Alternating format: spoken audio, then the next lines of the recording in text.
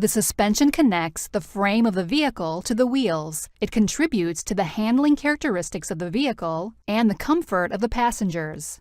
The springs and struts or shock absorbers absorb bumps in the road and keep the body of the vehicle stable under braking and acceleration. Control arms, control arm bushings, and ball joints allow the wheels to move up and down.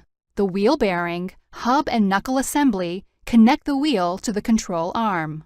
Suspension setups can differ greatly between cars, but the most commonly used suspension geometry is the McPherson strut setup. The strut is an integrated damper, or shock absorber, and spring assembly.